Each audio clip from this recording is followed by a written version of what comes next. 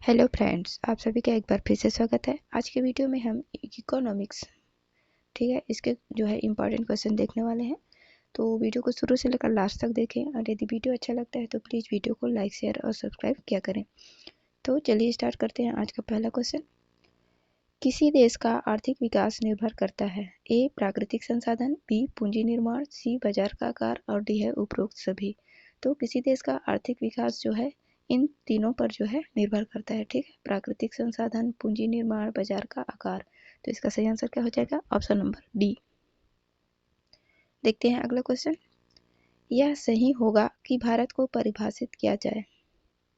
ए है एक खाद की कमी वाली अर्थव्यवस्था के रूप में, बी एक व्यापार आधिक्य वाली अर्थव्यवस्था के रूप में, सी एक श्रम आधिक्य वाली अर्थव्यवस्था के रूप में और डी है एक पूंजी आधिक्य वाली अर्थव्यवस्था के रूप में।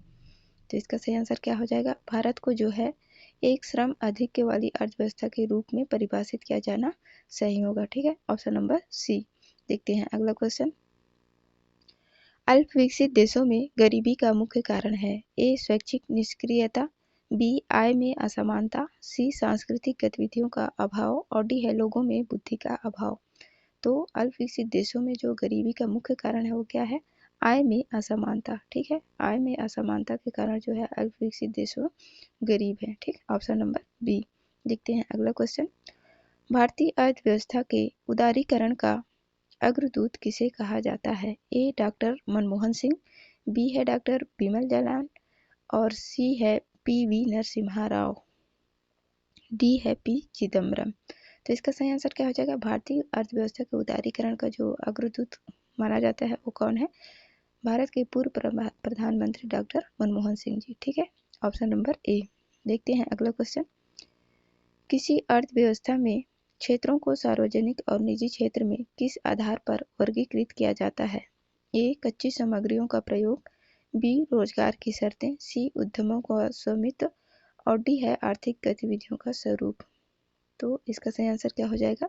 किसी अर्थव्यवस्था में जो है क्षेत्रों को सार्वजनिक और निजी क्षेत्र में वर्गीकृत किए जाने का जो आधार है वो है उद्यमों का स्वामित्व, ठीक है। Option number C. देखते हैं अगला क्वेश्चन। भारत में निर्धनता के स्तर का आकलन किया जाता है। ए विभिन्न राज्यों में प्रति व्यक्ति आय के आधार पर, बी परिवार की औसत आय के आधार पर, सी देश की मलिन बस्तियों के आधार पर और डी है परिवार के उपभोग व्यय के आधार पर। तो भारत में निर्धनता के स्तर का आकलन जो है परिवार के उपभोग व्यय के आधार पर किया जाता है, ठीक है। ऑप्शन नंबर डी इसका सही आंसर होगा। देखते हैं अगला क्वेश्चन। भारत के किस राज्य में गरीबी का प्रतिशत सबसे अधिक है? ए बिहार, बी छत्तीसगढ़, सी उड़ीसा और डी है झारखंड। तो यहाँ देखेंगे कि गरीबी का प्रतिशत पूछा जा रहा है, ठीक है। तो इसका सही आंसर क्या हो जाएगा? ऑप्शन नंबर सी उड़ीसा में, ठीक है। गरीबी का प्रतिशत जो है सबसे अधिक है। देखते हैं अगला क्वेश्चन। मानव विकास सूचकांक SDI का आधार क्या है?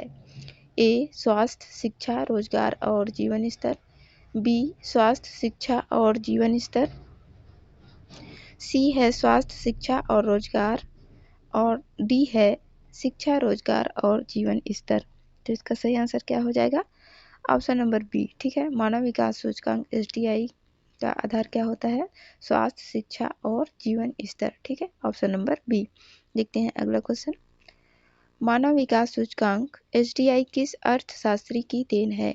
A Adam Smith, B Amartya Sen, C Keynes और डी है महबूब उल हक। तो इसका सही आंसर क्या हो जाएगा? मानव विकास सूचकांक SDI जो है अर्थशास्त्री महबूब उल हक की देन है, ठीक है। Option number D. देखते हैं अगला क्वेश्चन। कौन सा मानव विकास सूचकांक का हिस्सा नहीं है? ए स्वास्थ्य एवं पोषण, बी प्रति व्यक्ति आय, सी जन्म के समय जीवन प्रत्याशा और डी है सकल नाम निवेश दर। तो इसका सही आंसर क्या हो जाएगा? ऑप्शन नंबर डी, सकल नाम निवेश दर जो है मानव विकास सूचकांक का हिस्सा नहीं होता है, ठीक है। बाकी स्वास्थ्य, प्रति व्यक्ति आय, जन्म के समय जीवन प्रत्याशा ये सभी मानव विकास सूचकांक को तैयार करने में अहम भूमिका निभाते हैं। देखते हैं अगला क्वेश्चन। राज्य स्तरीय मानव विकास रिपोर्ट जारी करने वाला प्रथम राज्य है? ए केरल, बी राजस्थान, सी मध्य प्रदेश और डी है उत्तर प्रदेश। तो इसका सही आंसर क्या हो जाएगा? राज्य स्तरीय मानव विकास रिपोर्ट जारी करने वाला जो प्रथम राज्य है वो है MP, ठीक है। मध्य प्रदेश, ठीक। Option number C. देखते हैं अगला क्वेश्चन। संयुक्त राष्ट्र विकास कार्यक्रम यूएनडीपी की मानव विकास रिपोर्ट की तर्ज पर भारत की पहली मानव विकास रिपोर्ट कब जारी किया गया? ए है अप्रैल 2000, बी अप्रैल 2001, सी अप्रैल 2002 और डी है अप्रैल 2003। तो इसका सही आंसर क्या हो जाएगा? अप्रैल 2002 में जो है संयुक्त राष्ट्र विकास कार्यक्रम यूएनडीपी की तरह ही जो है मानव विकास रिपोर्ट सबसे पहले अप्रैल 2002 में जारी किया गया था। ठीक है, ऑप्शन नंबर सी। देखते हैं अगला क्वेश्चन। यूएनडीपी की मानव विकास रिपोर्ट में भारत को किस श्रेणी में रखा गया है? ए उच्च मानव विकास श्रेणी, बी मध्यम मानव विकास श्रेणी, सी निम्न मानव विकास श्रेणी और डी है अति निम्न मानव विकास श्रेणी। तो इसका सही आंसर क्या हो जाएगा? यूएनडीपी की मानव विकास रिपोर्ट में जो है भारत को मध्यम मानव विकास श्रेणी में रखा गया है। ठीक है, मानव विकास रिपोर्ट में, ऑप्शन नंबर बी। देखते हैं अगला क्वेश्चन। वर्ल्ड डेवलपमेंट रिपोर्ट किसका वार्षिक प्रकाशन है? ए आईवीआरडी, बी है आईएमएफ, सी यूएनडीपी और डी है डब्ल्यूटीओ। तो इसका सही आंसर क्या हो जाएगा? ऑप्शन नंबर ए आईवीआरडी जो है वर्ल्ड डेवलपमेंट रिपोर्ट का वार्षिक प्रकाशन है। ठीक है, इसका फुल फॉर्म क्या होता है? International bank for reconstruction and development. ठीक है, ऑप्शन नंबर ए। देखते हैं अगला क्वेश्चन। कौन सा कार्यक्रम ग्रामीण भारत में गरीबी दूर करने के लिए था? ए आईआरडीपी, बी ट्राइसेम, सी एनआरईपी और डी है सभी। तो इसका सही आंसर क्या हो जाएगा? सभी। ठीक है, ये सभी जो है ग्रामीण भारत में गरीबी दूर करने के लिए कार्यक्रम चलाए गए थे। ठीक है, IRDP integrated rural development programme, ठीक है, TRYSEM training rural youth for self employment. ठीक है, तो ये सभी जो है ग्रामीण भारत में गरीबी दूर करने के कार्यक्रम चलाए गए थे। ठीक है, तो इसका सही आंसर क्या हो जाएगा? ऑप्शन नंबर डी, सभी। देखते हैं अगला क्वेश्चन।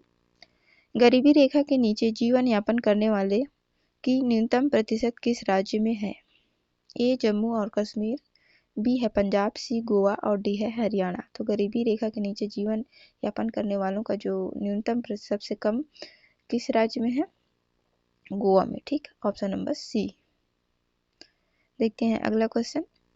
किस राज्य को अत्यधिक कुपोषण के कारण भारत का इथोपिया कहा जाता है? ए बिहार को, बी उड़ीसा को, सी मध्य प्रदेश को और डी है झारखंड को। तो इसका सही आंसर क्या हो जाएगा?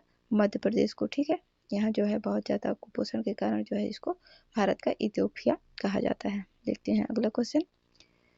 शैक्षिक विकास सूचकांक में भारत के 4 उच्चतम स्थान वाले राज्य हैं।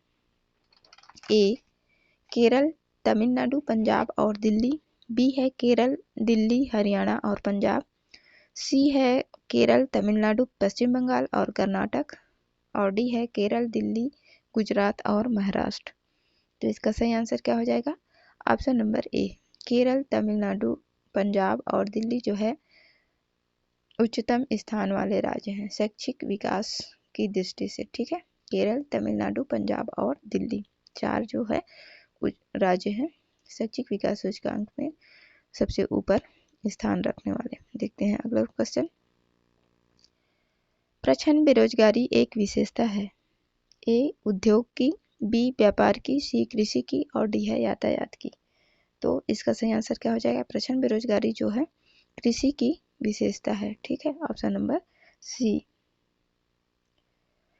प्रच्छन्न बेरोजगारी का क्या अर्थ होता है? आवश्यकता से अधिक लोगों का काम पर कार्यरत होना। ठीक है, प्रच्छन्न बेरोजगारी कहलाता है जो कि कृषि की एक विशेषता है। देखते हैं अगला क्वेश्चन। बंद अर्थव्यवस्था से आप क्या समझते हैं? ए निर्यात बंद, बी आयात निर्यात बंद, सी आयात बंद और डी है नियंत्रित पूंजी। तो बंद अर्थव्यवस्था से क्या समझते हैं? कि आयात और निर्यात जो है बंद होता है। ठीक है, ऑप्शन नंबर बी। देखते हैं अगला क्वेश्चन।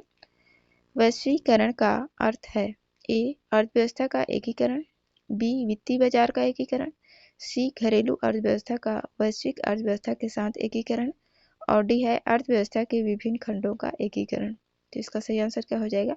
वैश्वीकरण का जो अर्थ होता है वो होता है घरेलू अर्थव्यवस्था का वैश्विक अर्थव्यवस्था के साथ एकीकरण। ठीक है, ऑप्शन नंबर सी इसका सही आंसर होगा।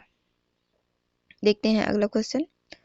संरचनात्मक बेरोजगारी का कारण है ए अस्फीति की अवस्था, बी कच्चे माल की कमी, सी भारी उद्योग की कमी, और डी है अपर्याप्त उत्पादन क्षमता। तो इसका सही आंसर क्या हो जाएगा? संरचनात्मक बेरोजगारी का जो कारण है वो है अपर्याप्त उत्पादन क्षमता। ठीक, ऑप्शन नंबर डी। देखते हैं अगला क्वेश्चन। भारत के ग्रामीण क्षेत्रों में कौन सी बेरोजगारी सर्वाधिक पाई जाती है?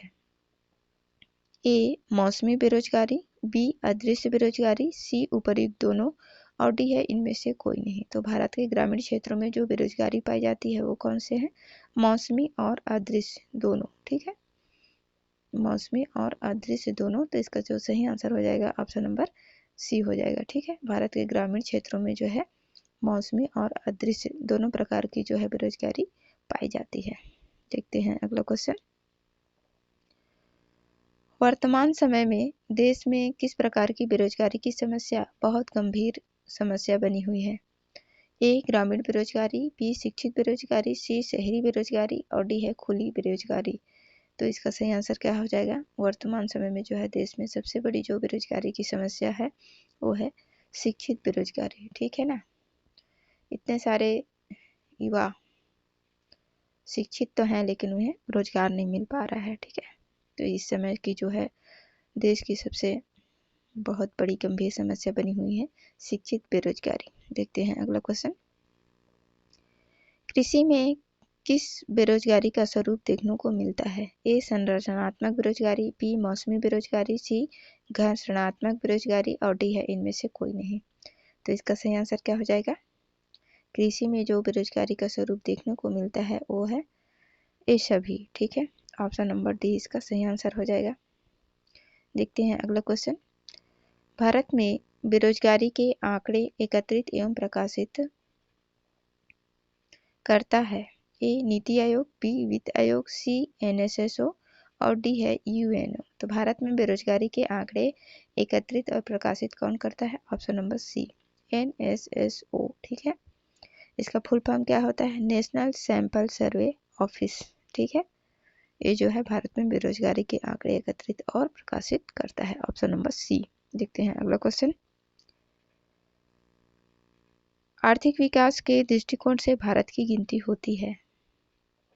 ए पिछड़े राष्ट्र के रूप में, बी विकसित राष्ट्र के रूप में, सी विकासशील राष्ट्र के रूप में, और डी है अर्ध विकसित राष्ट्र के रूप में।